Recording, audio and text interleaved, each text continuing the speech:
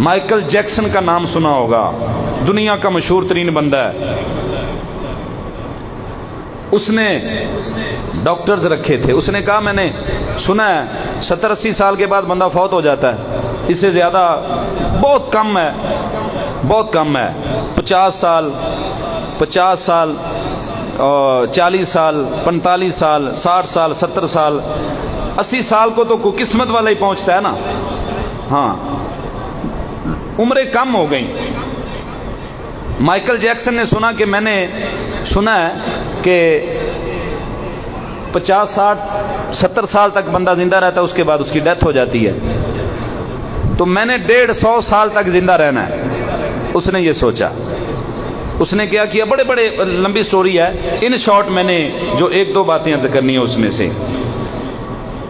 स्याह फाम था वो, उसने अपने पूरे जिस्म की सर्जरी करवाई, जिस्म वाइट करवाया, डांसर था बहुत बड़ा और पूरी दुनिया में उसका नाम है, मशहूर हो गया।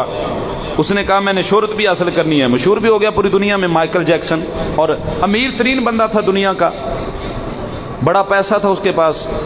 उसने डॉक्टर्स रखे थे, हर वक्त जो उसका डेली बेसिस पे चेकअप करते थे कि जिस्म का कोई पार्ट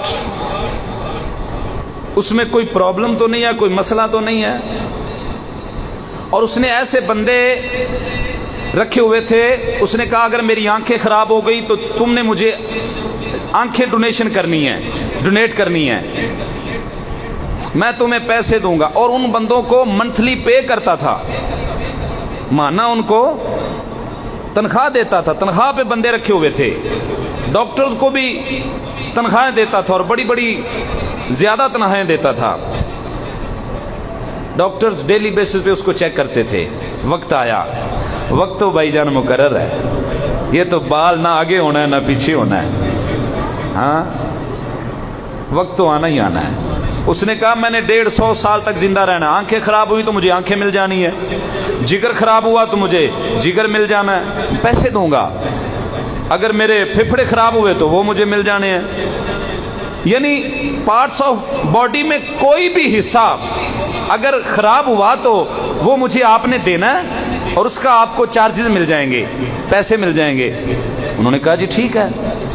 अब वो बीमार हुआ, 50 साल की उम्र भी 50 साल को भी नहीं पहुंचा, 50 साल से कम उम्र थी, बीमार हुआ।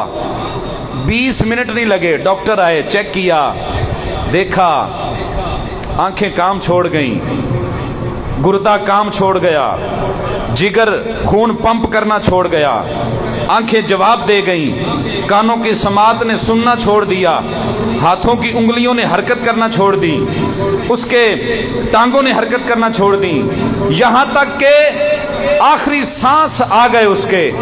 डॉक्टर्स पूरी दुनिया के जो अमेरिका के बड़े बड़े डॉक्टर्स हजरात थे उनको बुलाया गया, लेकिन कुछ ना कर सके। भाईजान इतना बड़ा अमीर आदमी और इतने हरबे करने के बावजूद वो बेबस हो गया इजराइल के सामने। और मेरी और आपकी क्या हैसियत है?